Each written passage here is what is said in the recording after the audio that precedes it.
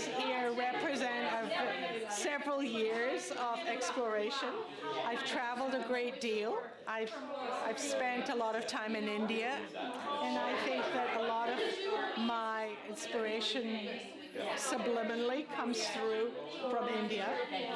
These three top ones are very influenced by my trips to India because they have oil wicks in them. In India, oil is used to replace electricity, so lamps and so on.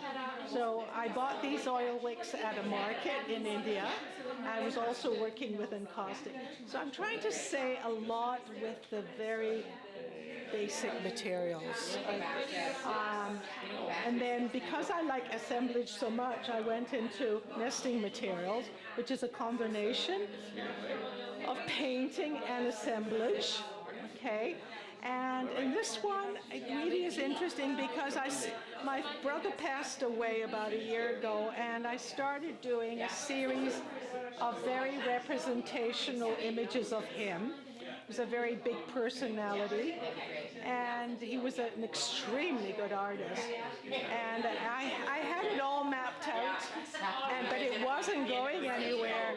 And he just said, I don't want any part of this. He said, I don't want to be depicted in a representational way. And so I got into the spirit of things. He said, I would prefer you paint my spirit rather than what I look like. So that's where that whole, so I did about 8 or 10 pieces, bigger than this actually, that tried to capture the inner sanctum, So that's where I am right now. So I'm working with black in a very gestural way, but I'm also very drawn to strong color contrasts. It's a tricky place to be in. There's no guidelines. Yeah.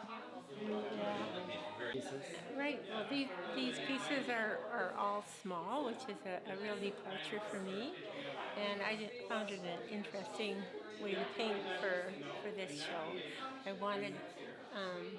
wanted to do something that would fit together, but at the same time stand alone. So that's what I was going for with this work. I guess really continuing with the colors that I like to work with, but much more curves and swirls.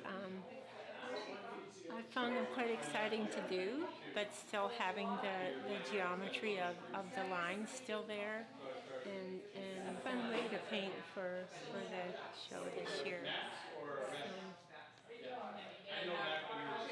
I did another show in the Spiral Cafe where I did all the same size paintings, but split them in 4 so that there were four individual paintings in each painting.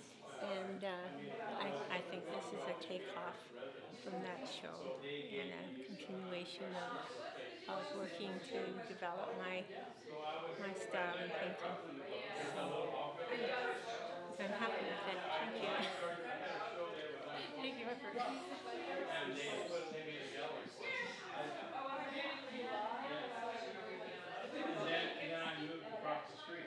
We're talking about this piece of work here, and I generally like to work monochromatically, with black and white and gray. That's really the palette that I'm most comfortable with, and I feel like there's so many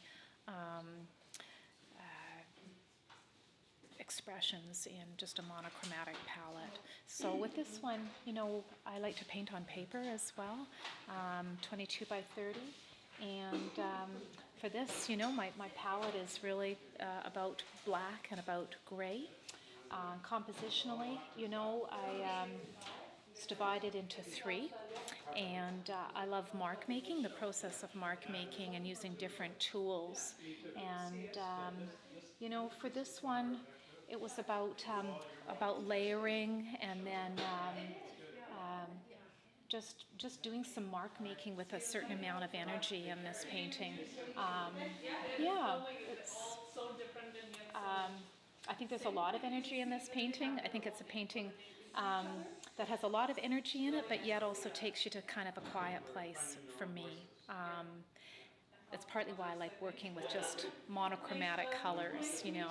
I find that they're a little more restful, even though there's a lot of energy in the mark making.